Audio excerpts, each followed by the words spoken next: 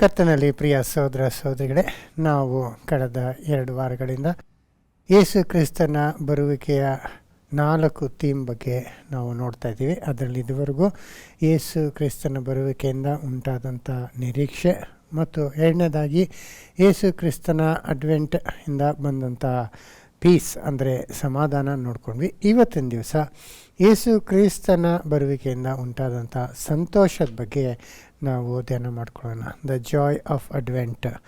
ಯೇಸು ಸ್ವಾಮಿ ಹುಟ್ಟುವಾಗಲೇ ಭಾಳ ಸಂತೋಷಪಟ್ಟರು.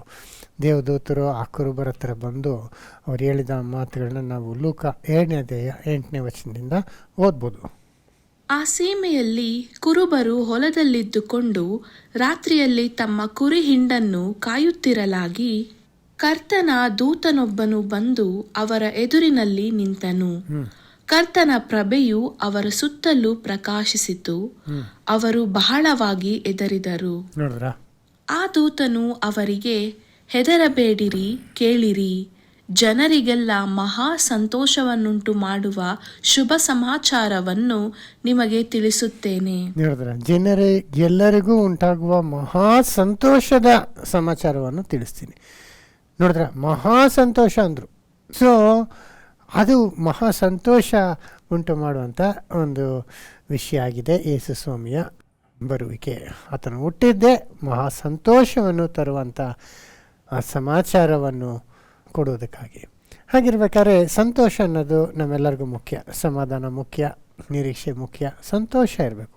ಜೀವನದಲ್ಲಿ ನಾವು ಸಂತೋಷವಾಗಿ ಇರಬೇಕಂತಾನೆ ದೇವರು ನಮಗೆ ಇಷ್ಟೆಲ್ಲ ನಮಗೋಸ್ಕರ ಸೃಷ್ಟಿ ಮಾಡಿ ಕೊಟ್ಟಿರೋದು.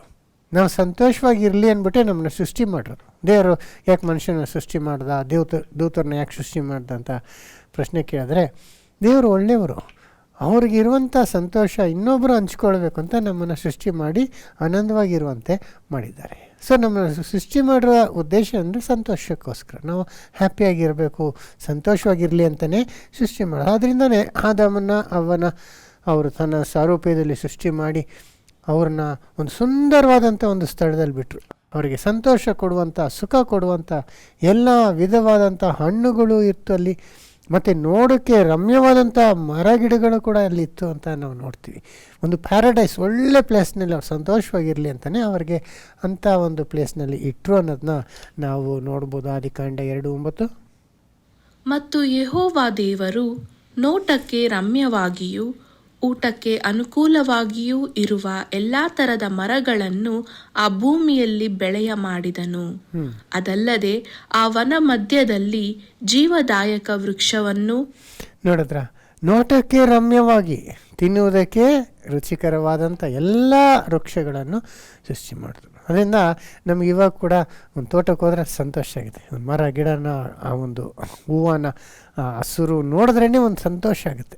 ದೇವರು ಆ ಥರ ಉಂಟು ಮಾಡಿದ್ರು ನಮ್ಮ ಸಂತೋಷಕ್ಕಾಗಿ. ಅದನ್ನು ನಾವು ನೋಡ್ತೀವಿ. ಸೊ ಆ ಕಾಲದಲ್ಲಿ ಮಾತ್ರ ಅಲ್ಲ, ಆಮೇಲೆ ಕೂಡ ಇವಾಗ ಕೂಡ ನಮಗೆ ಕೊಡುವಂಥದ್ದೆಲ್ಲ ದೇವರು ನಮ್ಮ ಸಂತೋಷಕ್ಕಾಗಿ ಅಂತ ನಾವು 1 ತಿಮೋಥಿ 6:17 ನೋಡ್ಬೋದು.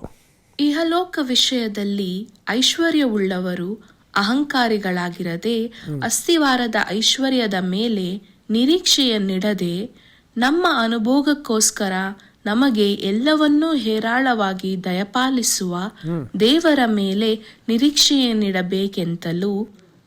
ನೋಡಿದ್ರ, ನಮ್ಮ ಅನುಭವಕ್ಕಾಗಿ ಎಲ್ಲವನ್ನೂ ದಯಪಾಲಿಸುವ ದೇವರು ಅಂತ ಹೇಳ್ತಾರೆ. ಅಂದರೆ ಇಂಗ್ಲೀಷ್ನಲ್ಲಿ ಈ provides all things for our enjoyment ಅಂತಾರೆ. ನಮ್ಮ ಸಂತೋಷಕ್ಕಾಗಿ, ನಾವು ಸಂತೋಷವಾಗಿ ಅನುಭವಿಸ್ಲಿ ಅಂತಲೇ ನಮ್ಗೆ ಇವಾಗಲೂ ಎಲ್ಲವನ್ನು ಕೊಡುವಂಥ ದೇವರ ಇದ್ದಾನೆ, ಆತನ ಮೇಲೆ ನಿರೀಕ್ಷೆ ಇಡಬೇಕು ಅಂತಾರೆ. ಅದರಿಂದ ನಮಗೆ ಸಂತೋಷವಾಗಿರಲಿಕ್ಕೆ ಕೊಡೋದೆಲ್ಲ ದೇವರಿಂದ ಬಂದಂಥದ್ದು. ಇದೇ ದೇವರು ಕೊಟ್ಟಿದ್ದು. ಏದೇನಲ್ಲಿ ಮುಳ್ಳು ಮತ್ತು ಬೇರೆ ಮನುಷ್ಯನಿಗೆ ವಿರೋಧವಾದಂಥದ್ದು ಯಾವುದೂ ಇರಲಿಲ್ಲ.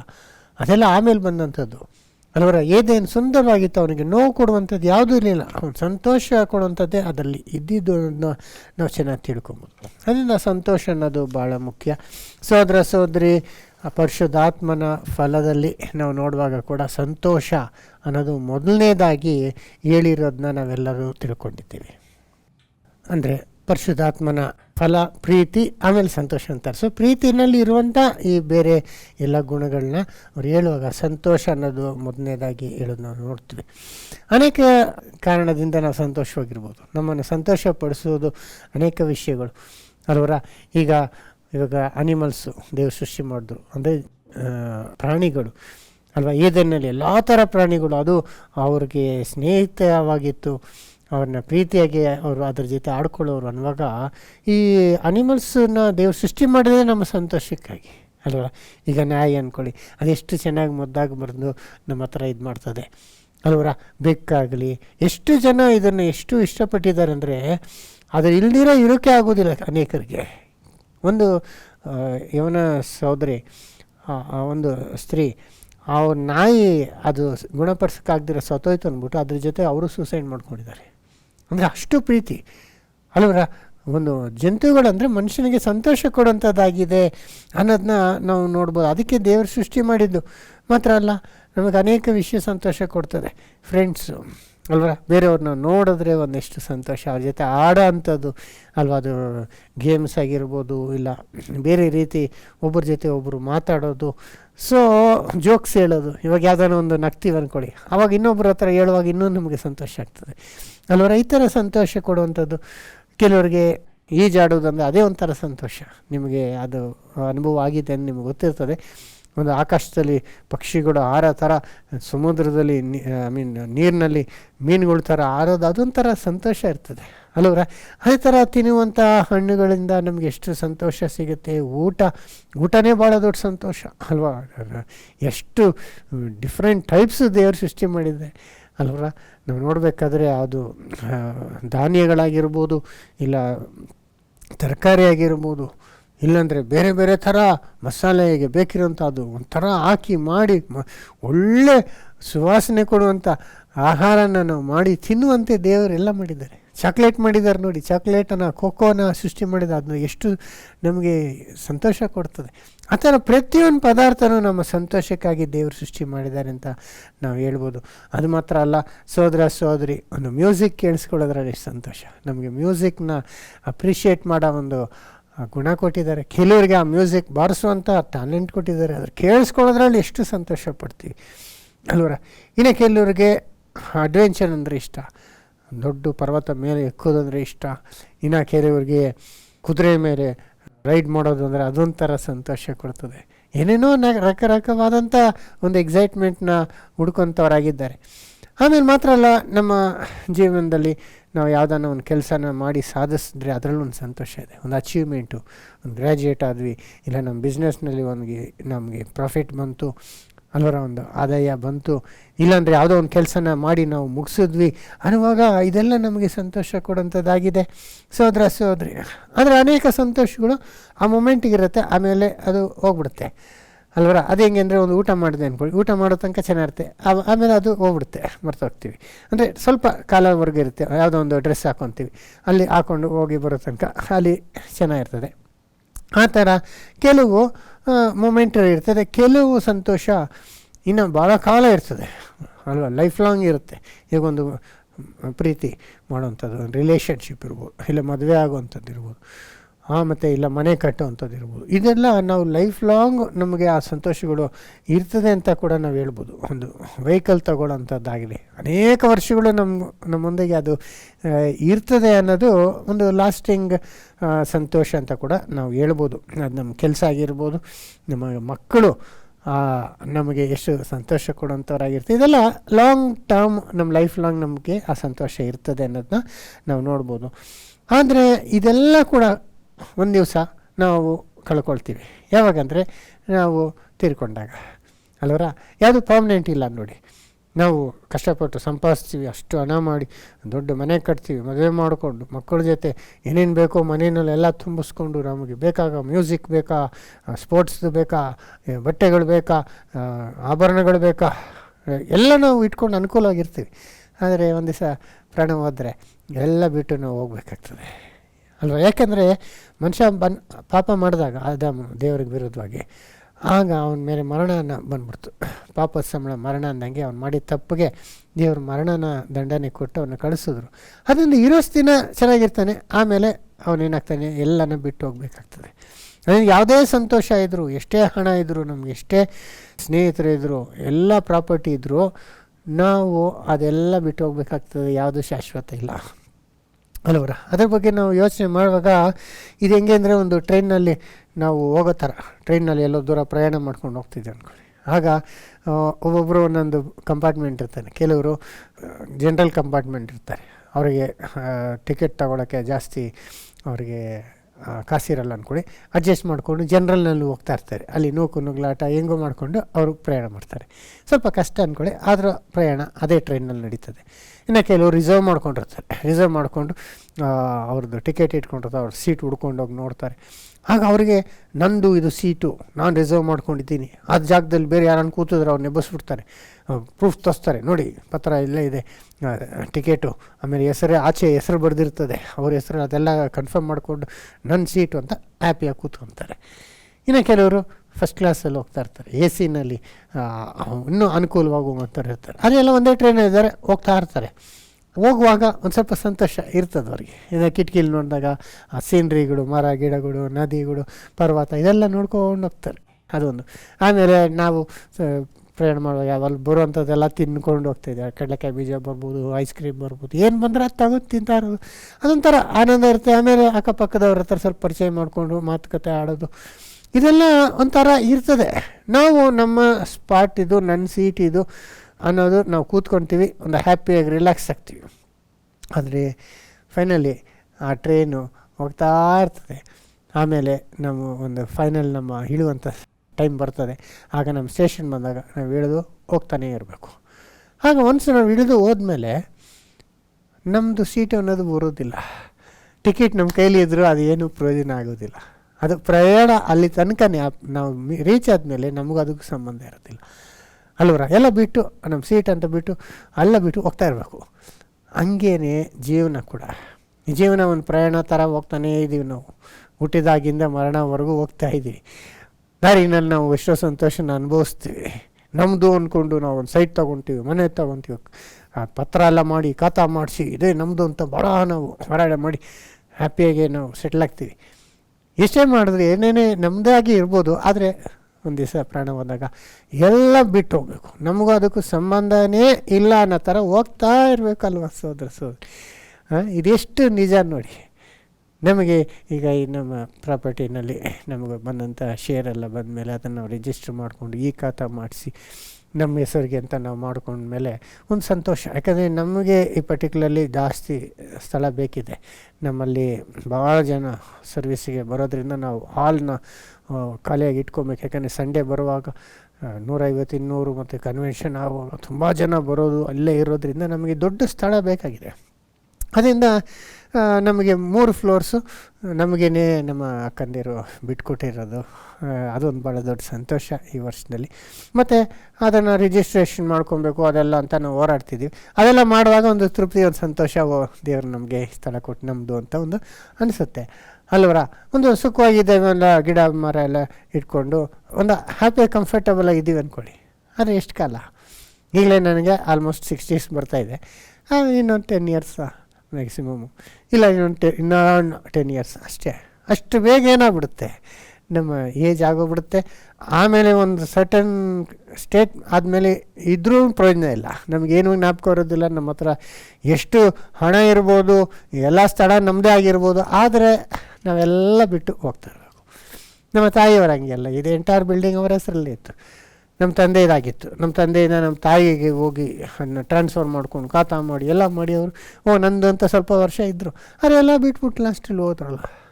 ಹಂಗೇ ನಾವು ಹೋಗ್ಬೇಕು. ಹಂಗೆ ಆಮೇಲೆ ಎಲ್ಲರೂ ಹೋಗ್ತಾ ಇರಬೇಕು. ನೋಡಿದ್ರ, ಯಾವುದನ್ನು ನಮ್ಮದು ಅಂತ ಪರ್ಮನೆಂಟ್ ಆಗಿಲ್ಲ, ಆ ಥರ ಆಗೋಯ್ತು. ಆದಾಮನ ಯಾವಾಗ ದೇವ್ರ ವಿರುದ್ಧ ಪಾಪ ಮಾಡಿದ್ನೋ ಆವಾಗಿನ ಮರಣ ಅನ್ನೋದು ಬಂದು ಈ ಸಂತೋಷ ಅನ್ನೋದೆಲ್ಲ ಬರೀ ತಾತ್ಕಾಲಿಕ ಆಗಿ ಹೋಗ್ಬಿಡ್ತು. ಆದರೆ ಇದನ್ನ ಸರಿಪಡಿಸೋದಕ್ಕೋಸ್ಕರನೇ ದೇವರು ತನ್ನ ಒಬ್ಬನೇ ಮಗನ ಕಳಿಸಿದ್ರು, ಮನುಷ್ಯನ ಸಂತೋಷ ಶಾಶ್ವತವಾಗಿ ಕೊಡುವಂತೆ. ಅವನು ಪಾಪ ಮಾಡಿ ಈ ಶಾಪಗ್ರಸ್ತನಾಗಿದ್ದಾನಲ್ಲ, ಶಾಪಕ್ಕೆ ಒಳಗಾಗಿದ್ದಾನ, ಅದರಿಂದ ಅವನನ್ನು ರಕ್ಷಿಸಿ ಅವನ ಸತ್ತೋದವನ್ನು ತಿರುಗಿ ಎಬ್ಬಿಸಿ ಅವನಿಗೆ ನಿತ್ಯ ಜೀವವನ್ನು ಕೊಡುವಂಥ ಒಂದು ಕಾರ್ಯ ಮಾಡೋದಕ್ಕಾಗಿ ಯೇಸು ಸ್ವಾಮಿ ಭೂಮಿಯಲ್ಲಿ ಹುಟ್ಟಿದ್ರು. ಆ ಕಾರಣದಿಂದಲೇ ದೇವದೂತರು ಇದು ಮಹಾ ಸಂತೋಷವನ್ನು ಕೊಡುವಂಥ ಒಂದು ಸಂದೇಶ ಅಂತ ಹೇಳ್ತಾ ಇದ್ದಾರೆ. ನೋಡ್ರ, ಮಹಾ ಸಂತೋಷ ಅಂದರು, ಗ್ರೇಟ್ ಜಾಯ್ ಅಂತ ಹೇಳಿದ್ರು. ಯಾಕೆ ಅಂದರೆ ನಾನು ಹೇಳಿದ್ನಲ್ಲ, ಇದುವರೆಗೂ ಈ ಜಾಯ ಎಲ್ಲ ಸಂತೋಷ ಎಲ್ಲ ಸ್ವಲ್ಪ ಕಾಲ ತಾತ್ಕಾಲಿಕ ಆಗೋಗ್ಬಿಡುತ್ತೆ, ಆಮೇಲೆ ಮುಗಿದೋಗುತ್ತೆ. ಅದನ್ನು ತಪ್ಪಿಸಿ ಶಾಶ್ವತವಾಗಿ ನಾವು ಆ ಸಂತೋಷವನ್ನು ಪಡ್ಕೊಳ್ಳುವಂತೆ ಮಾಡೋದಕ್ಕಾಗೆ ಯೇಸು ಸ್ವಾಮಿ ಹುಟ್ಟಿದ್ರು ಅಂತ ನಾವು ಎಷ್ಟು ಚೆನ್ನಾಗಿ ಹೇಳ್ಬೋದು. ಅದರಿಂದ ಆ ಸ್ವಾಮಿ ಹುಟ್ಟಿದ್ದೇನೆ ಆ ಸಂತೋಷದ ಸುದ್ದಿ, ಮಹಾ ಸಂತೋಷದ ಸುದ್ದಿ ಅಂತ ದೂತರು ಕೊಂಡಾಡಿದ್ರು. ಏಕೆಂದರೆ ಅವ್ರು ಇನ್ನೂ ಈಗ ಹುಟ್ಟಿದ್ದಾರೆ, ಒಂದು ಮಾತು ಮಾತಾಡಿಲ್ಲ, ಒಂದು ಕಾರ್ಯನೂ ಮಾಡಿಲ್ಲ ಅವರು. ಆದರೆ ಅವ್ರು ಹುಟ್ಟಿದ್ದೇ ದೊಡ್ಡ ವಿಷಯ. ಅವ್ರು ಪರಲೋಕನ ಬಿಟ್ಟು ಮನುಷ್ಯನಾಗಿ ಹುಟ್ಟುಬಿಟ್ರಲ್ಲ, ಈಗ ಅವ್ರ ಮೂಲಕ ಇದೆಲ್ಲ ದೇವರು ನಡೆಸ್ತಾರೆ ಅನ್ನೋ ಒಂದು ಮಹಾ ಸಂತೋಷದ ಸುದ್ದಿ ನಮಗೆ ಆ ಕ್ರಿಸ್ಮಸ್ ಮೂಲಕ ನಮಗೆ ಸಿಕ್ಕುವಂಥದ್ದಾಗಿದೆ. ಅದರಿಂದ ಯೇಸುಸ್ವಾಮಿ ಭೂಮಿಗೆ ಬಂದರು. ಯಾಕೆ ಬಂದರು ಅನ್ನುವಾಗ ಅವರೇ ನಾವು ಪೌಲ್ ಹೇಳುವಾಗ 1 ತಿಮೋಥಿ 1:15 ನೋಡಿ, ಕ್ರಿಸ್ತ ಏಸು ಪಾಪಿಗಳನ್ನು ರಕ್ಷಿಸುವುದಕ್ಕೋಸ್ಕರ ಈ ಲೋಕಕ್ಕೆ ಬಂದನು ಎಂಬ ವಾಕ್ಯವು ನಂಬತಕ್ಕದ್ದಾಗಿಯೂ ಸರ್ವಾಂಗೀಕಾರಕ್ಕೆ ಯೋಗ್ಯವಾದದ್ದಾಗಿಯೂ ಅದೇ. ನೋಡಿದ್ರಾ, ಕ್ರಿಸ್ತನು ಈ ಲೋಕಕ್ಕೆ ಪಾಪಿಗಳನ್ನು ರಕ್ಷಿಸುವುದಕ್ಕಾಗಿ ಬಂದನು ಅನ್ನೋ ಒಂದು ವಿಷಯ, ಅದನ್ನು ಎಷ್ಟು ಮುಖ್ಯವಾದಂಥ ವಿಷಯ. ಆತನು ಬಂದಿದ್ದೆ ಏನಕ್ಕೆ ಅಂದರೆ, ಪಾಪ ಮಾಡಿದಂಥ ಮನುಷ್ಯನಿಗೆ ಬದಲಾಗಿ ಈತನು ಪಾಪ ಮಾಡ್ತೀರಾ ಆ ಶಾಪನ ಅನುಭವಿಸಿದ್ರೆ ಆಗ ಪಾಪ ಮಾಡಿರೋನ ಮೇಲೆ ಇದ್ದಂಥ ಶಾಪ ಹೋಗ್ತದೆ, ಅವನಿಗೆ ಪಾಪ ಕ್ಷಮಾಪಣೆ ಸಿಗುತ್ತೆ, ಅವನಿಗೆ ತಿರ್ಗಾ ಪುನರುತ್ಥಾನ ಆಗಿ ಜೀವ ಸಿಗುತ್ತೆ, ನಿತ್ಯ ಜೀವ ಸಿಗುತ್ತೆ ಅನ್ನೋ ಒಂದು ಕಾರಣದಿಂದನೇ ಯೇಸು ಸ್ವಾಮಿ ಭೂಮಿಗೆ ಬಂದರು ಅನ್ನೋದನ್ನ ನಾವು ಎಷ್ಟು ಚೆನ್ನಾಗಿ ತಿಳ್ಕೊಬೋದು. ಅದರಿಂದ ಯೇಸು ಸ್ವಾಮಿ ಬಂದಿದ್ದೇ ನಮ್ಮ ಪಾಪಗಳನ್ನು ತೆಗೆದು ಹಾಕಿ ನಮ್ಮನ್ನು ದೇವರೊಂದಿಗೆ ಒಂದು ಮಾಡೋದಕ್ಕಾಗಿ,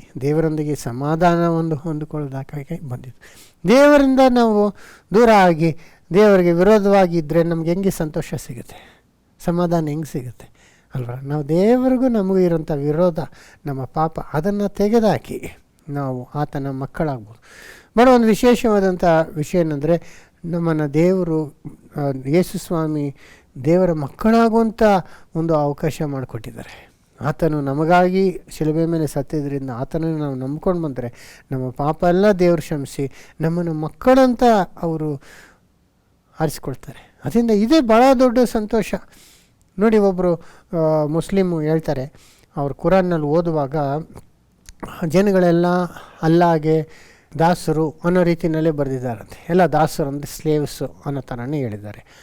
ಆದರೆ ಅವರು ಬೈಬಲ್ನಲ್ಲಿ ಒಂದು ವಚನ ನೋಡುವಾಗ ಅವ್ರಿಗೆ ಭಾಳ ಸಂತೋಷ ಆಯ್ತಂತೆ. ಏನಂದರೆ, ನಾವು ದೇವರ ಮಕ್ಕಳಾಗ್ಬಿಡ್ಬೋದು ಅಂತ. ನೋಡಿ, ಯೋಹಾನ 1:12 ಯಾರು ಆತನನ್ನು ಅಂಗೀಕರಿಸಿದರೋ, ಅಂದರೆ ಆತನ ಹೆಸರಿನಲ್ಲಿ ನಂಬಿಕೆ ಇಟ್ಟರೋ ಅವರಿಗೆ ದೇವರ ಮಕ್ಕಳಾಗುವ ಅಧಿಕಾರ ಕೊಟ್ಟನು. ನೋಡಿದ್ರ, ಯಾರು ಆತನ ನಂಬೋದ್ರು, ಆತ ನಮಗಾಗಿ ಬಂದು ಪರಲೋಕದಿಂದ ಬಂದು ಹುಟ್ಟಿ ನಮಗಾಗಿ ಅವರು ಪ್ರಾಣ ಕೊಟ್ಟರು ಅಂತ ನಂಬಿದ್ರೆ ಸಾಕು, ನಮಗೆ ದೇವರ ಮಕ್ಕಳಾಗುವ ಅಧಿಕಾರ ಕೊಟ್ಟಿದ್ದಾರೆ.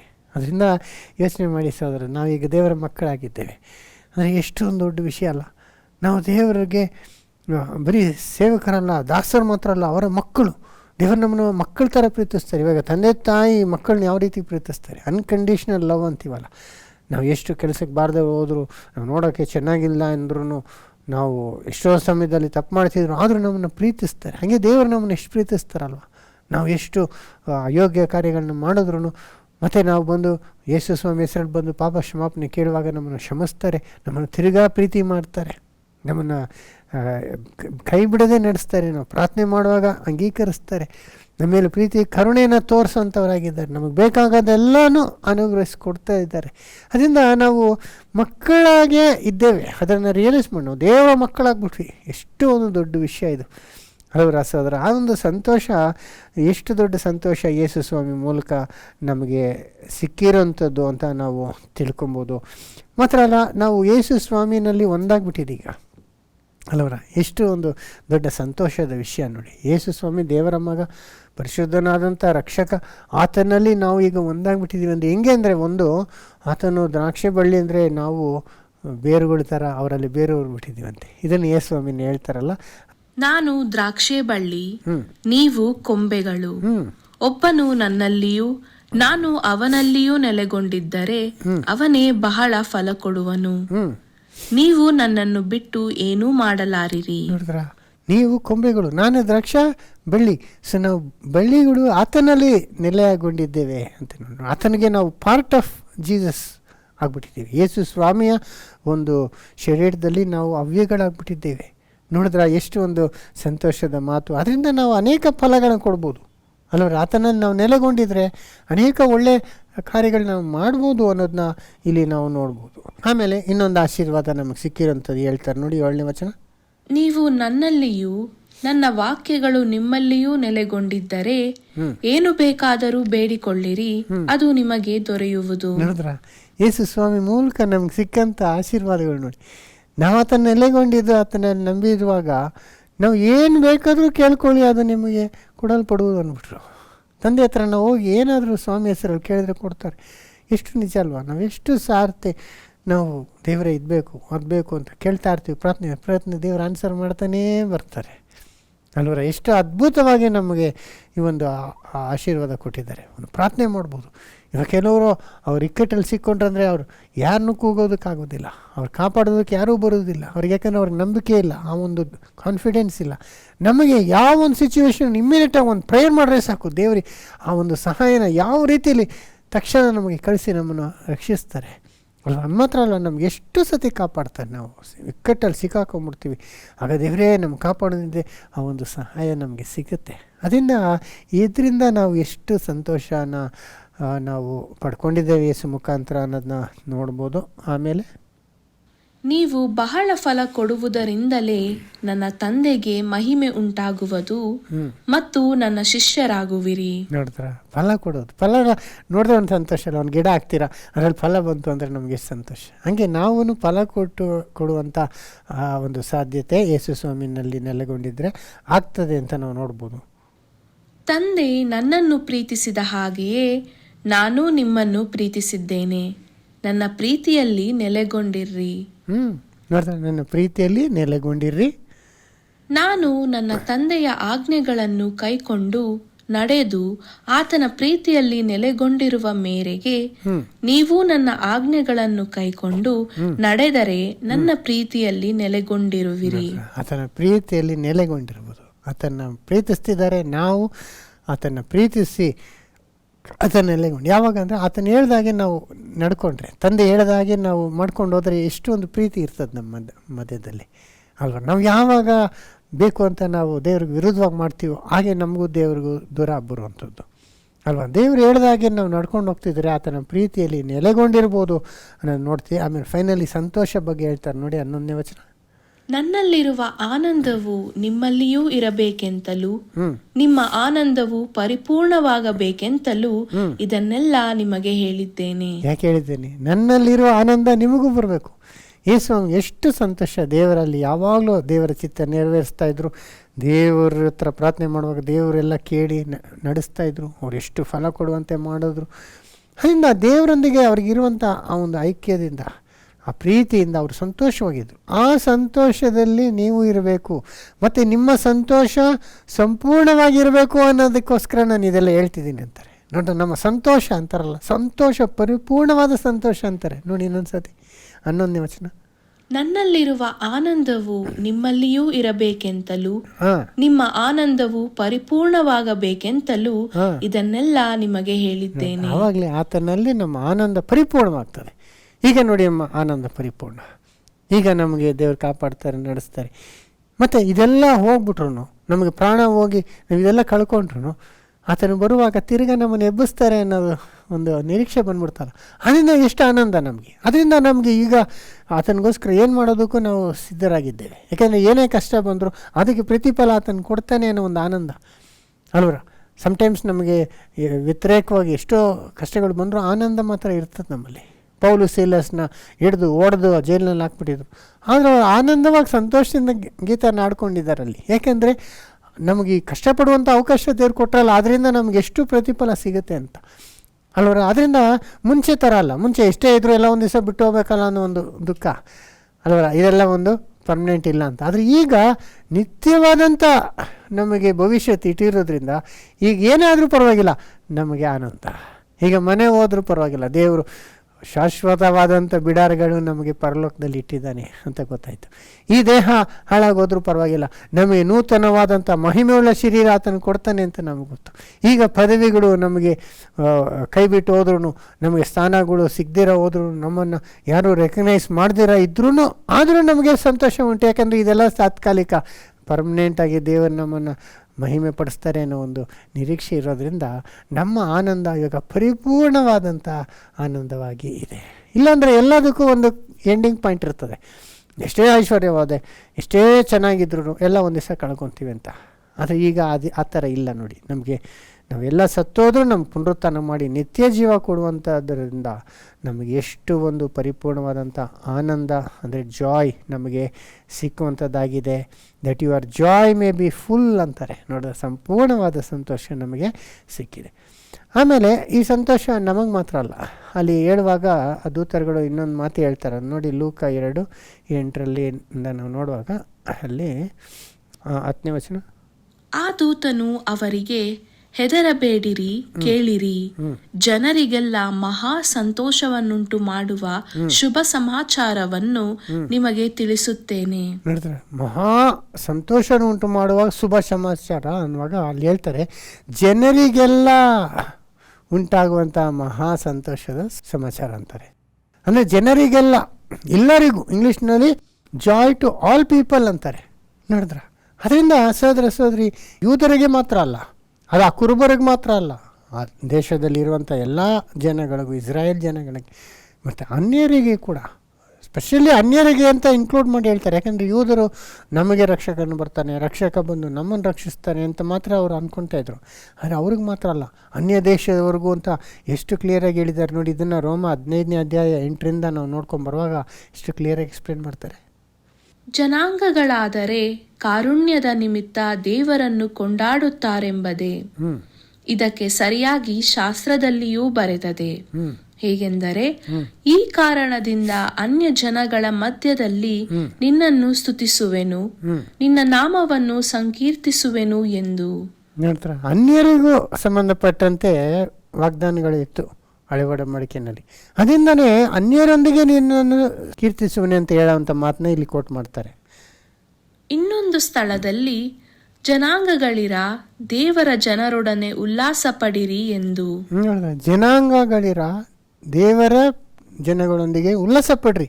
ಅದರಿಂದ ಜೆಂಟೈಲ್ಸ್ ಅಂತಾರೆ English, rejoice you Gentiles with his people. ದೇವರ ಜನರೊಂದಿಗೆ ನೀವು ಉಲ್ಲಾಸಿಸ್ರಿ. ಅದರಿಂದ ಯೇಸು ಸ್ವಾಮಿ ಹುಟ್ಟಿದ್ದು ಯೂದರಿಗೆ ಮಾತ್ರ ಅಲ್ಲ, ಎಲ್ಲ ಲೋಕದಲ್ಲಿರುವಂಥ ಎಲ್ಲ ಜನಾಂಗಗಳಿಗೋಸ್ಕರ. ಅದರಿಂದ ಎಲ್ಲ ಜನಾಂಗಗಳು ನೀವು ಉಲ್ಲಾಸಿಸ್ರಿ ಅಂತ ಹೇಳ್ತಿದ್ದಾರೆ ನೋಡಿ.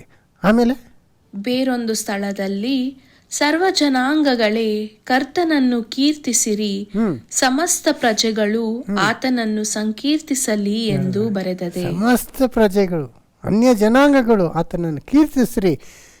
ಅದನ್ನು ಇಂಗ್ಲೀಷ್ನಲ್ಲಿ praise the Lord you Gentiles, praise ಮಾಡಿ ಅವ್ರನ್ನ ಸ್ತುತಿಸಲಿ ಅಂತ ಹೇಳ್ತಿದ್ದಾರೆ. ಯಾಕಂದರೆ ಇದು ಎಲ್ಲರಿಗೋಸ್ಕರ ದೇವರು ಮಾಡಿರುವಂಥ ಒಂದು ಕಾರ್ಯವಿರುತ್ತೆ. ಯೇಸು ಸ್ವಾಮಿ ಹುಟ್ಟಿದ್ದು ಎಲ್ಲರನ್ನೂ ರಕ್ಷಿಸುವುದಕ್ಕಾಗಿ ಅಂತ ನಮಗೆ ಗೊತ್ತಾಗ್ತದೆ. ಆಮೇಲೆ ಮತ್ತೊಂದು ಸ್ಥಳದಲ್ಲಿ ಏಷಾಯನು ಹೇಳುವುದೇನೆಂದರೆ, ಇಷಯನ ಅಂಕುರದವನು ಅಂದರೆ ಜನಾಂಗಗಳನ್ನು ಆಳತಕ್ಕವನು ಬರುತ್ತಾನೆ, ಜನಾಂಗಗಳು ಆತನನ್ನು ನಿರೀಕ್ಷಿಸುತ್ತಿರುವರು. ಜನಾಂಗಗಳು ಅನ್ನುವಾಗ ಅನ್ಯರು ಅಂತ, ಅನ್ಯ ಜನಾಂಗಗಳು ಅಂದರೆ ನಾವೆಲ್ಲ ಕ್ರೈಸ್ತರಲ್ಲ, ಅನ್ಯ ಜನಾಂಗಗಳು. ನಾವು ಅಬ್ರಾಮಿಂದ ಬಂದಂಥ ಇಸ್ರಾಯೇಲ್ ಜನರಲ್ಲ. ಆದರೂ ನಾವು ಆತನಲ್ಲಿ ನಿರೀಕ್ಷಿಸ್ಕೊಂಡಿದ್ದೇವೆ ನೋಡಿ, ನಾವು ಆತನನ್ನು ನಂಬಿದ್ದೇವೆ.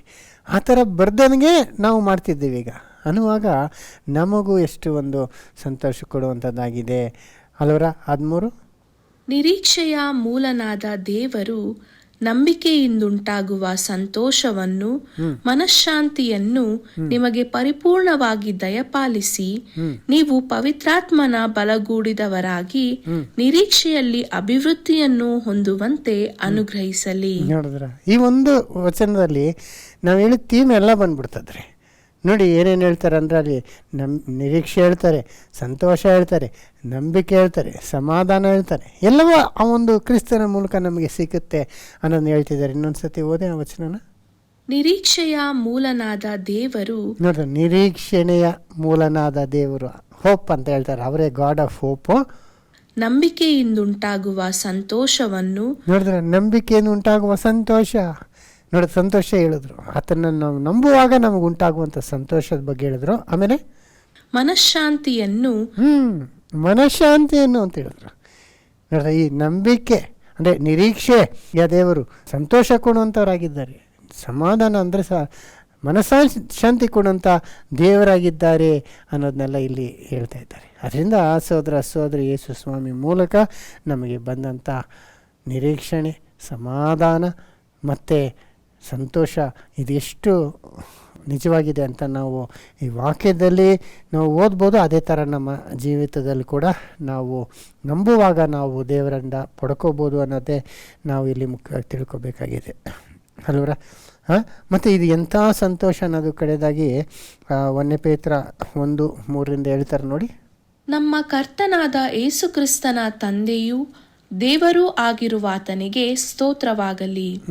ಆತನು ಯೇಸುಕ್ರಿಸ್ತನನ್ನು ಸತ್ತವರೊಳಗಿಂದ ಎಬ್ಬಿಸಿದ್ದರಲ್ಲಿ ತನ್ನ ಮಹಾ ಕರುಣಾನುಸಾಗರವಾಗಿ ನಮ್ಮನ್ನು ತಿರುಗಿ ಜೀವಿಸುವಂತೆ ಮಾಡಿ ಜೀವಕರವಾದ ನಿರೀಕ್ಷೆಯನ್ನು ನಮ್ಮಲ್ಲಿ ಹುಟ್ಟಿಸಿ. ಜೀವಕರವಾದಂಥ ನಿರೀಕ್ಷೆ, ಆತನು ಯಾವಾಗ ಮರಣದಿಂದ ಎಬ್ಬಿಸಿದ್ರೋ ನಮಗೆ ಸತ್ರೂ ನಾವು ಬದುಕ್ತೀವಿ ಅನ್ನೋ ಒಂದು ನಿರೀಕ್ಷೆ ಕೊಟ್ಬಿಟ್ರು. ಆಮೇಲೆ ನಮ್ಮನ್ನು ಲಯ ಕಳಂಕಕ್ಷಯಗಳಿಲ್ಲದ ಬಾಧ್ಯತೆಯನ್ನು ಎದುರು ನೋಡುವವರನ್ನಾಗಿ ಮಾಡಿದನು. ನೋಡಿದ್ರ, ಆ ಬಾಧ್ಯತೆಯು ನಿಮಗೋಸ್ಕರ ಪರಲೋಕದಲ್ಲಿ ಇಟ್ಟಿರುವುದು. ನೋಡಿದ್ರೆ ಒಂದು ಬಾಧ್ಯತೆ ಅಂತಾರೆ, ಅಂದರೆ ಇನ್ಹೆರಿಟೆನ್ಸ್ ಅಂತ. ಅಂದರೆ ಈಗ ಹೆಂಗಂದರೆ, ಈಗ ತಂದೆ ತಾಯಿಗಳು ಆದ ನಂತರ ಅವರ ಮಕ್ಕಳಿಗೆ ಅದು ಸಿಗುತ್ತಲ್ಲ, ಬಾಧ್ಯರಾಗಿರ್ತಾರೆ ಅವರು ಅಲ್ವಾ, ಹೇರ್ಸ್ ಅಂತ ಹೇಳ್ತೀವಿ, ಎಲ್ಲವನ್ನೂ ಅವ್ರಿಗೆ ಪಡ್ಕೊತಾರಲ್ಲ, ಆ ಥರ ಅನ್ನೋತಾರ ಅಂತ ಹೇಳ್ತಾರೆ. ಆದರೆ ಈ ಬಾಧ್ಯತೆ ಯಾವ ಥರ ಅನ್ನುವಾಗ ನೋಡಿ ಹೇಳ್ತಾರೆ ಇನ್ನೊಂದ್ಸತಿ. ನಮ್ಮನ್ನು ಲಯ ಕಳಂಕಕ್ಷಯಗಳಿಲ್ಲದ ಲಯ ಕಳಂಕ ಕ್ಷಯವಿಲ್ಲದ ಬಾಧ್ಯರಾಗಿ ಮಾಡ್ತಾರೆ. ಅಂದರೆ ಲಯ ಕಳಂಕ ಕ್ಷಯ ಅನ್ನುವಾಗ ಇದು ಕೆಟ್ಟು ಹೋಗುವಂಥದ್ದಲ್ಲ, ಇದು ತುಕ್ಕು ಹಿಡಿದು ಹೋಗುವಂಥದ್ದಲ್ಲ, ಲಯವಾಗಿ ಬಾಡಿ ಹೋಗುವಂಥದ್ದಲ್ಲ. ನಮಗೆ ಸಿಕ್ಕುವಂಥದ್ದು, ನಮಗೆ ಸಿಕ್ಕಿರುವ ಈ ಸಂತೋಷ ಶಾಶ್ವತವಾಗಿ ಇರುವಂಥದ್ದು ಅಲ್ವಲ್ಲ. ಅದೇ ಅವಾಗಲೇ ಹೇಳ್ದಂಗೆ ಇದೆಲ್ಲ ಸಂತೋಷ ಚೆನ್ನಾಗಿರುತ್ತೆ ಸ್ವಲ್ಪ ದಿವಸ, ಯೌವನಲ್ಲಿದ್ದಾಗ ತುಂಬ ಬಲವಾಗಿರ್ತಾರೆ, ಸೌಂದರ್ಯವಾಗಿರ್ತಾರೆ ಸ್ವಲ್ಪ ದಿವಸ, ಆಮೇಲೆ ಎಲ್ಲ ಬಾಡೋಗ್ತದೆ ಅಲ್ವ. ಎಷ್ಟು ಜನಗಳು ಎಷ್ಟು ಫೇಮಸ್ ಆಗಿದ್ದವರು ಆಮೇಲೆ ಹೋಗ್ತಾ ಹೋಗ್ತಾ ಏನೂ ಇಲ್ದಂಗೆ ಆಗ್ಬಿಡ್ತಾರೆ ಅವರ. ಆ ಥರ ಅಲ್ದಿರ ನಮಗೆ ಲಯ ಸುಕ್ಕು ಕಳಂಕ ಕ್ಷಯ ಇಲ್ಲದಂಥ ಒಂದು ಬಾಧ್ಯತೆಯನ್ನು ಹೊಂದಿಕೊಳ್ಳುವ ಹಾಗೆ ಮಾಡಿದ್ದಾರೆ ಅಂತ ಹೇಳ್ತಾರೆ ನೋಡಿ. ಇನ್ನೊಂದು ಸರ್ತಿ 4. ನಮ್ಮನ್ನು ಲಯ ಕಳಂಕಕ್ಷಯಗಳಿಲ್ಲದ ಬಾಧ್ಯತೆಯನ್ನು ಎದುರು ನೋಡುವವರನ್ನಾಗಿ ಮಾಡಿದನು. ಆ ಬಾಧ್ಯತೆಯು ನಿಮಗೋಸ್ಕರ ಪರಲೋಕದಲ್ಲಿ ಇಟ್ಟಿರುವುದು. ಅದೆಲ್ಲ ನಮಗೋಸ್ಕರ ಪರಲೋಕದಲ್ಲಿ ಇಟ್ಟಿದ್ದಾರೆ. ಈ ಜೀವನ ಕಾಲ ಮಾತ್ರಕ್ಕಲ್ಲ, ನಮಗೆ ಪರಲೋಕದಲ್ಲಿ ನಮಗಾಗಿ ಇಡಲ್ಪಟ್ಟಿದೆ ಅಂತ ಹೇಳ್ತಾರೆ. ಅದನ್ನು ರಾತನ ಬರುವಾಗ ನಾವು ಹೊಂದ್ಕೊತೀವಿ. ಆದರೆ ಅಲ್ಲಿ ತನಕ ದೇವರು ನಮ್ಮನ್ನು ಇವಾಗೂ ಕಾಪಾಡ್ತಿದ್ದಾರೆ. ಅದನ್ನು 5ನೇ ವಚನದಲ್ಲಿ ನೋಡ್ಬೋದು. ಅಂತ್ಯಕಾಲದಲ್ಲಿ ಪ್ರತ್ಯಕ್ಷವಾಗುವುದಕ್ಕೆ ಸಿದ್ಧವಾಗಿರುವ ರಕ್ಷಣೆಯು ನಂಬುವವರಾದ ನಿಮಗೆ ದೊರೆಯಬೇಕೆಂದು ದೇವರು ನಿಮ್ಮನ್ನು ತನ್ನ ಬಲದಿಂದ ಕಾಯುತ್ತಾನೆ. ಅಂತ್ಯಕಾಲದಲ್ಲಿ ನಾವು ಹೊಂದಬೇಕಾದನ್ನು ಹೊಂದುವ ತನಕ ನಮ್ಮನ್ನು ದೇವರು ಕಾಯುತ್ತಾನೆ. ದೇವರು ಅಲ್ಲಿ ತನಕ ನಮ್ಮನ್ನು ಕಾಯ್ತಿದ್ದಾರೆ, ಇವಾಗಲೂ ನಮಗೆ ಕಾಪಾಡ್ತಿದ್ದಾರೆ ನಮಗೆ ಅಲ್ವರ. ಆಮೇಲೆ ಅಂತ್ಯದಲ್ಲಿ ನಾವು ಹೊಂದಿಕೊಳ್ಳುವಂಥ ಈ ಲಯ ಕ್ಷಯ ಕಳಂಕವಿಲ್ಲದಂಥ ಆ ಒಂದು ಬಾಧ್ಯತೆಯನ್ನು ಕೂಡ ನಾವು ಪಡ್ಕೊಳ್ತೇವೆ ಅವರ. ಅದನ್ನು ಇಲ್ಲಿ ಹೇಳ್ತಿದ್ದಾರೆ. ಇನ್ನೊಂದು ಸತಿ ಓದಿ 5ನೇ ವಚನ. ಅಂತ್ಯಕಾಲದಲ್ಲಿ ಪ್ರತ್ಯಕ್ಷವಾಗುವುದಕ್ಕೆ ಸಿದ್ಧವಾಗಿರುವ ರಕ್ಷಣೆಯು ನಂಬುವವರಾದ ನಿಮಗೆ ದೊರೆಯಬೇಕೆಂದು ದೇವರು ನಿಮ್ಮನ್ನು ತನ್ನ ಬಲದಿಂದ ಕಾಯುತ್ತಾನೆ. ಅದು ನಾವು ಪಡ್ಕೊಳ್ಳೋ ತನಕ ನಮ್ಮನ್ನು ಕಾಯ್ತಾನೆ, ಅಂದರೆ ನಮ್ಮನ್ನು ಕಾಪಾಡ್ತಾರೆ. ನಾವು ಅದನ್ನು ಕಳ್ಕೊಳ್ಳೋದ ಹಾಗೆ ನಮ್ಮನ್ನು ಬಲಪಡಿಸ್ತಾರೆ ಅಲ್ವರ. ಶೋಧನೆಯ ಸಮಯದಲ್ಲಿ ನಾವು ಜಯಿಸುವ ಹಾಗೆ ಮಾಡ್ತಾರೆ. ಇದೆಲ್ಲ ದೇವರು ನಮಗೋಸ್ಕರ ಮಾಡುವಂಥದ್ದು. ಯಾಕಂದರೆ ನಾವು ಅದನ್ನು ಪಡ್ಕೋಬೇಕು ಅನ್ನೋ ಒಂದು ಉದ್ದೇಶದಿಂದ ಅದನ್ನು ನಾವು ನೆನೆಸ್ಕೊಂಡು ಎಷ್ಟು ಆನಂದ ಪಡ್ತೀವಿ. ನಮ್ಗೆ ಇವಾಗಲೇ ಎಷ್ಟು ಸಂತೋಷ ಅಂದರೆ ಫ್ಯೂಚರ್ ಬಗ್ಗೆ ನಾವು ನೆನೆಸ್ಕೊತೀವಿ. ನಮ್ಮ ಬಿಡಾರಗಳಲ್ಲಿ ಹೆಂಗಿರ್ತದೆ ಅಂತ ನಾವು ಸಂತೋಷ ಪಡ್ತೀವಿ. ಮತ್ತು ಸತ್ತವರೆಲ್ಲ ಎದ್ದು ಬಂದಾಗ ನಮ್ಮ ಸ್ನೇಹಿತರು, ನಮ್ಮ ಬಂಧುಗಳು ಎಲ್ಲ ಲೋಕದಲ್ಲಿರೋರೆಲ್ಲ ಎದ್ದು ಬರುವಾಗ ಅಷ್ಟು ಒಂದು ಸಂತೋಷ ಇರ್ತದೆ. ಆ ರಾಜ್ಯದಲ್ಲಿ ಯೇಸು ಸ್ವಾಮಿಯೊಂದಿಗೆ ನಾವು ಆಳ್ವಿಕೆ ಮಾಡುವಾಗ ಎಷ್ಟು ಮಹಿಮೆ, ಸಂತೋಷ ಅಲ್ವಾ. ಅದನ್ನು ನೆನೆಸ್ಕೊಂಡೆ ನಾವು ಈಗಲೇ ಸಂತೋಷ ಪಡ್ತೀವಿ. ಆ ಸಂತೋಷ ಎಂಥದ್ದಂದರೆ ನಾವು ಬಾಯಿನಲ್ಲಿ ಪರಿಪೂರ್ಣವಾಗಿ ಹೇಳ್ಕೊಳ್ಳೋದಕ್ಕಾಗಲ್ಲ, ಅಂಥ ಸಂತೋಷ ಅಂತೆ. ನೋಡಿ 6ನೇ ವಚನ, ನೀವು ಸದ್ಯಕ್ಕೆ ಸ್ವಲ್ಪ ಕಾಲ ದೇವರ ಚಿತ್ತಾನುಸಾರ ನಾನಾ ಕಷ್ಟಗಳಲ್ಲಿದ್ದು ದುಃಖಿಸುವವರಾಗಿದ್ದರೂ. ನೋಡ್ರೆ, ಈಗ ಸ್ವಲ್ಪ ಕಾಲ ನಾನಾ ಶೋಧನೆಯಿಂದ ದುಃಖಿಸರಾಗಿರ್ಬೋದು, ಆದರೆ ಇದಕ್ಕೆಲ್ಲ ಟೆಂಪ್ರರಿ, ನಮ್ಮನ್ನು ನೀತಿವಂತರಾಗಿ ಮಾಡೋದಕ್ಕಾಗಿ ದೇವರು ಅನುಮತಿ ಮಾಡಿರೋಂಥದ್ದು ಅಂತ ನಾವು ತಿಳ್ಕೊಂಡು ಆ ಪದವಿಯನ್ನು ಆಲೋಚಿಸಿ ಹರ್ಷಿಸುವವರಾಗಿದ್ದೀರಿ. ಆ ಪದವಿಯನ್ನು ಆಲೋಚಿಸಿ ಹರ್ಷಿಸುವವರಾಗಿದ್ದೆ. ಇವಾಗಲೇ ನಮ್ಗೆ ಎಷ್ಟು ಸಂತೋಷ. ಇವಾಗ ಏನೇ ನಮ್ಗೆ ಅನ್ಯಾಯ ಆದರೂ ಪರವಾಗಿಲ್ಲ, ದೇವರ ರಾಜ್ಯದಲ್ಲಿ ನಮಗೆ ನೀತಿ ಸಿಗುತ್ತೆ, ನ್ಯಾಯ ಸಿಗುತ್ತೆ ಅನ್ನೋ ಒಂದು ನಂಬಿಕೆ, ಆ ಸಂತೋಷ ನಮ್ಗೆ ಈಗಲೇ ಇದೆ ಅಂತ ಹೇಳ್ತಾರೆ. ಮತ್ತು ಈ ಥರ ಸಂತೋಷ ಯಾವ ಥರ ಅಂತ ನೆಕ್ಸ್ಟ್ ಹೇಳ್ತಾರೆ ನೋಡಿ. ಬಂಗಾರವು ನಾಶವಾಗುವಂಥದ್ದಾಗಿದ್ದರೂ ಅದನ್ನು ಬೆಂಕಿಯಲ್ಲಿ ಪುಟ ಹಾಕಿ ಶೋಧಿಸುವುದುಂಟಷ್ಟೇ. ಬಂಗಾರಕ್ಕಿಂತ ಅಮೂಲ್ಯವಾಗಿರುವ ನಿಮ್ಮ ನಂಬಿಕೆಯು ಈ ಕಷ್ಟಗಳಿಂದ ಶೋಧಿತವಾಗಿ ಯೇಸು ಕ್ರಿಸ್ತನು ಪ್ರತ್ಯಕ್ಷನಾಗುವಾಗ ನಿಮಗೆ ಕೀರ್ತಿ, ಪ್ರಭಾವ, ಮಾನಗಳನ್ನು ಉಂಟು ಮಾಡುವುದು. ಕೀರ್ತಿ, ಪ್ರಭಾವ, ಮಾನ, ಮರ್ಯಾದೆ, ಕೀರ್ತಿ, ಪ್ರಭಾವ ಎಲ್ಲ ಯಾವಾಗ ಆತನು ಬರುವಾಗ ನಮಗೆ ದೊರಕುವುದು. ಹಾಗೆ ದೊರಕಬೇಕಾದ್ರೆ ನಾವು ಪುಟಕ್ಕೆ ಹಾಕಿ ನಮ್ಮನ್ನು ಶುದ್ಧಿಪಡಿಸ್ಬೇಕು ದೇವರು. ಅಲ್ವ, ನಾವು ಅಶುದ್ಧವಾಗಿದ್ದೀವಿ, ಪರಿಪೂರ್ಣವಾಗಿಲ್ಲ. ನಾವು ಪರಿಪೂರ್ಣ ಮಾಡೋದಕ್ಕಾಗಿ ದೇವರು ಈ ಒಂದು ಸಂಕಷ್ಟಗಳನ್ನ ಉಪಯೋಗಿಸ್ತಿದ್ದಾರೆ. ಯಾವ ರೀತಿ ಅಂದರೆ, ಬಂಗಾರ ಅದಷ್ಟು ಬೆಲೆ ಆಗಬೇಕಂದ್ರೆ ಅದಕ್ಕೆ ಎಷ್ಟು ಒಂದು ರಿಫೈನರಿ ಮಾಡಬೇಕು, ಅಲ್ಲ ಶುದ್ಧಿಪಡಿಸ್ಬೇಕು, ಅದನ್ನ ಒಡೆದು ಚೂರು ಮಾಡಿ ಆ ಧೂಳೆಲ್ಲ ಸಪ್ರೇಟ್ ಮಾಡಬೇಕು, ಪ್ರೊಸೆಸ್ ಇರುತ್ತೆ. ಲಾಸ್ಟಲ್ಲಿ ಅದನ್ನು ಬೆಂಕಿಗೆ ಹಾಕಿ ಹೀಟ್ ಮಾಡುವಾಗ ಬೇರೆ ಎಲ್ಲ ಸುಟ್ಟೋಗ್ತದೆ, ಬಂಗಾರ ಮಾತ್ರ ಉಳ್ಕೊಳ್ತದೆ. ಹಾಗೆ ನಮ್ಮಲ್ಲಿ ಇರುವಂಥ ನೀಚ ಕಾರ್ಯಗಳು, ಆಲೋಚನೆಗಳು, ಪಾಪ ಕೃತ್ಯಗಳು ಹೋಗ್ಬೇಕಂದ್ರೆ ನಮಗೆ ಈ ಸಂಕಷ್ಟ ಬರಬೇಕು. ಆ ಸಂಕಷ್ಟದಲ್ಲಿ ಇದೆಲ್ಲ ಹೋಗ್ಬಿಡ್ತದೆ. ಆಗ ಬಂಗಾರದಂತೆ ಇರುವಂಥ ನಮ್ಮ ನಂಬಿಕೆ ಉಳಿತದೆ. ಆಗ ನಮಗೆ ಪ್ರಭಾವ, ಮಾನ, ಕೀರ್ತಿ ಇದೆಲ್ಲ ನಮಗೆ ಸಿಗ್ತದೆ ಅನ್ನೋದು ಇದು ನಮಗೆ ಹೇಳ್ಕೊಡ್ತಿದ್ದಾರೆ ನೋಡಿ. ಆಮೇಲೆ, ನೀವು ಆತನನ್ನು ಕಣ್ಣಾರೆ ನೋಡಲಿಲ್ಲವಾದರೂ ಆತನನ್ನು ಪ್ರೀತಿಸುತ್ತೀರಿ. ನೋಡಿದ್ರೆ, ಆತನನ್ನು ಡೈರೆಕ್ಟಾಗಿ ನೋಡಿಲ್ಲ, ಆದರೂ ನಾವು ಆತನ ಪ್ರೀತಿಸ್ತಿದ್ದೇವೆ. ಯಾಕಂದರೆ ಆತನ ಒಂದು ಪ್ರೀತಿನ ಅನುಭವಿಸ್ತಿದ್ದೇವೆ ಅಲ್ವರ. ಅದರಿಂದ ಕಣ್ಣಾರೆ ಡೈರೆಕ್ಟಾಗಿ ನೋಡಿಲ್ಲ ಅಂದರೆ ಆತನ ಪ್ರೀತಿಸ್ತಿದ್ದೇವೆ. ನೀವು ಈಗ ಆತನನ್ನು ಕಾಣದಿದ್ದರೂ ಆತನಲ್ಲಿ ನಂಬಿಕೆ ಇಟ್ಟು ನಿಮ್ಮ ನಂಬಿಕೆಯ ಅಂತ್ಯಫಲವಾಗಿರುವ ಆತ್ಮ ರಕ್ಷಣೆಯನ್ನು ಹೊಂದುವವರಾಗಿ. ನೋಡಿದ್ರ, ನಾವು ನಂಬಿಕೆ ಇಟ್ಟಿದ್ದೀವಿ ಏನಂದರೆ ನಮಗೆ ರಕ್ಷಣೆ ಆಗತ್ತೆ.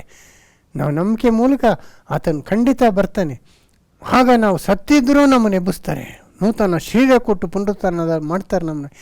ಆಮೇಲೆ ಬದುಕಿದ್ರೆ ನಮ್ಮನ್ನು ಮಾರ್ಪಡಿಸಿ ನಮ್ಮನ್ನು ಆತನು ಕರ್ಕೊಂಡು ಹೋಗ್ತಾರೆ. ನಾವು ದೊಡ್ಡ ನಂಬಿಕೆ ಇರೋದ್ರಿಂದ ನಾವು ಹೇಳಲು ಅಶಕ್ಯವಾದಂಥ ಪ್ರಭಾವವುಳ್ಳ ಸಂತೋಷದಿಂದ ಹರ್ಷಿಸುತ್ತೀರಿ. ಹೇಳಲು ಅಶಕ್ಯವಾದ ಅಂತ ಒಂದು ಸಂತೋಷ, ಪ್ರಭಾವವುಳ್ಳ ಸಂತೋಷದಿಂದ ಹರ್ಷಿಸುತ್ತಿದ್ದಾರೆ. ಹೇಳೋಕ್ಕಾಗಲ್ಲ, ಅಷ್ಟು ಸಂತೋಷ ಇದೆ ನಮಗೆ.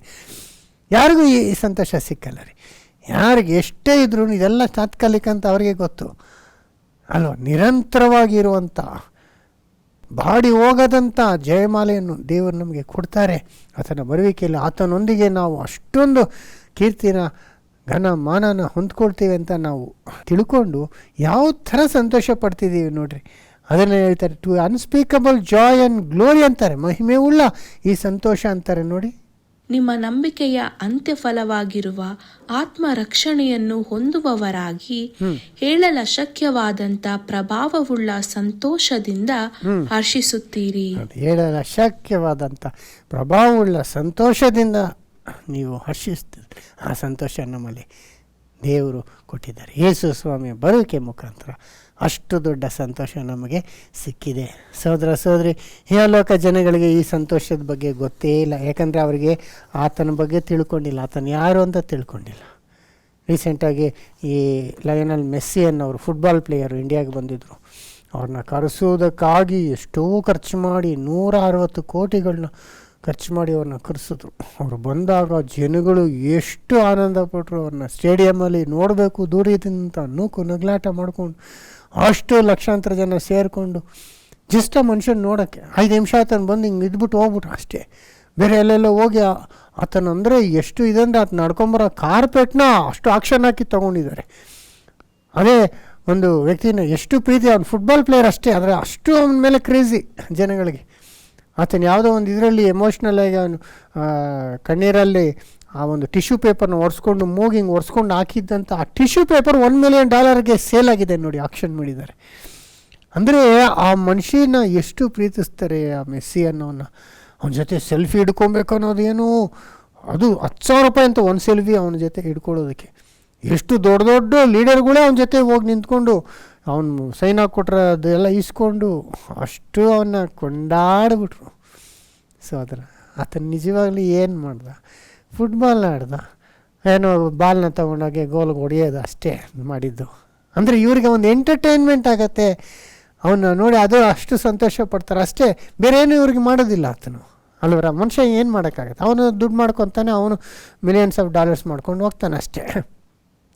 ಇವ್ರ ಕಷ್ಟದಲ್ಲಿದ್ದರೆ ಅವ್ನು ಕಾಪಾಡ್ತಾನೆ, ಇವ್ರ ಕಣ್ಣೀರು ಒರೆಸ್ತಾನೆ, ಇವ್ರಿಗೆ ಸಂತೋಷ ಕೊಡ್ತಾನೆ. ಇಲ್ಲ, ಅವ್ರು ಕೊಡೋ ಸ್ವಲ್ಪ ಸಂತೋಷಕ್ಕೆ ಅಷ್ಟೊಂದು ಆತನ್ನು ಕೊಂಡಾಡ್ಬಿಟ್ರು.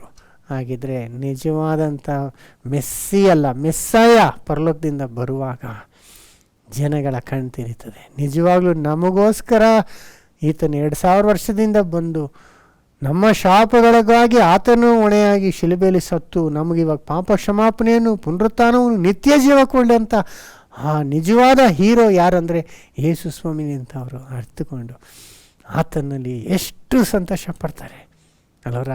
ಈಗ ನಾವು ಸಂತೋಷ ಪಡ್ತಿದ್ದೀವಿ, ಲೋಕ ಎಲ್ಲ ಆತನ ಎಡವೆ ಬರಿಕೆಯಲ್ಲಿ ಸಂತೋಷ ಪಡ್ತಾರೆ. ಯಾಕಂದರೆ ಯೇಸು ಸ್ವಾಮಿ ಬಂದಾಗ ಎಲ್ಲ ಜನಗಳಿಗೂ ಉಂಟಾಗುವಂಥ ಮಹಾ ಸಂತೋಷ ಕೊಡುವಂಥ ಈ ಸಮಾಚಾರ ಅಂತ ದೂತರು ಹೇಳಿದ್ರೆ ಎಲ್ಲರಿಗೂ ಸಿಗ್ಬೇಕಂತ, ನಮಗೆ ಮಾತ್ರ ಅಲ್ಲ. ಅವರೀಗ ಕಷ್ಟ ಅವ್ರು ಬಂದು ಸತ್ತೋಗಿದ್ರು ಪರವಾಗಿಲ್ಲ, ಯೇಸು ಸ್ವಾಮಿಗೆ ಸಾವನ್ನೋದು ಒಂದು ನಿದ್ರೆ ಥರ, ಸತ್ತವರೆಲ್ಲ ಎಬ್ಬಿಸ್ತಾರೆ ಅಂತ ಹೇಳಿಬಿಟ್ರಲ್ಲ. ಆದಾಮಿಂದ ಯಾವ ರೀತಿ ಎಲ್ಲರೂ ಸಾಯೋರಾಗೋ, ಕ್ರಿಸ್ತನಲ್ಲಿ ಎಲ್ಲರೂ ಬದುಕೋರಾಗೋರು ಅಂತ ಬರೆಯಲ್ಪಟ್ಟಿದ್ದಿಲ್ಲ. ನೀತಿವಂತರು ಅನೀತಿವಂತರು ಸಮಾಧಿಯಲ್ಲಿರುವಂಥ ಎಲ್ಲರೂ ಎದ್ದು ಬರುವಂಥ ಸಮಯ ಬರ್ತದೆ. ಬರುವಾಗ ತುತ್ತೂರಿ ಊದುವಾಗ ಎಲ್ಲ ಎದ್ದು ಬಂದುಬಿಡ್ತಾರಲ್ಲ, ಆಗ ಪುನಃ ಅವ್ರಿಗೆ ಜೀವ ಕೊಡ್ತಾರೆ, ಅವರ ಪಾಪಗಳನ್ನೆಲ್ಲ ಕ್ಷಮಿಸಿ ನಿತ್ಯ ಜೀವ ಕೊಡ್ತಾರೆ.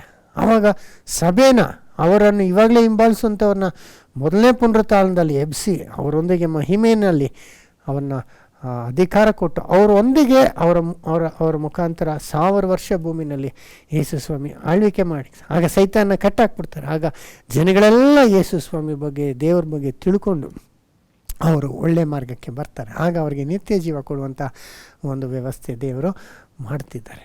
ಅದರಿಂದ ಅದನ್ನು ನಾವು ಈಗಲೇ ತಿಳ್ಕೊಂಡು ಯೇಸು ಸ್ವಾಮಿಲಿ ಇಷ್ಟು ಸಂತೋಷ ಪಡ್ತಿದ್ದೀವಿ. ಅದರಿಂದ ಏನೇ ಹೆಂಗೆ ಹೋದ್ರೂ ನಮಗೆ ಭಯ ಇಲ್ಲ. ಯಾಕಂದರೆ ನಮ್ಮ ನಿತ್ಯವಾದಂಥ ಸಂತೋಷ ಯಾರು ಆಗೋದಿಲ್ಲ, ಯಾರು ಕೆಡಿಸೋದಕ್ಕಾಗೋದಿಲ್ಲ. ಅಂಥ ನಿರೀಕ್ಷೆ ಸಂತೋಷ ದೇವರು ನಮ್ಗೆ ಕೊಟ್ಟಿರೋದ್ರಿಂದ ಈ ಒಂದು ಬರುವಂಥ ಯೇಸು ಸ್ವಾಮಿ ಹುಟ್ಟುವಂಥ ಈ ಸಂದರ್ಭದಲ್ಲಿ ನಾವು ಆತನಲ್ಲಿ ಸಂತೋಷವಾಗಿ ಇರಬೇಕಂತ ಹೇಳಿ ನಾನು ಮುಗಿಸ್ಕೊಳ್ತೀನಿ. ದೇವರು ನಿಮ್ಮನ್ನು ಆಶೀರ್ವದಿಸಲಿ.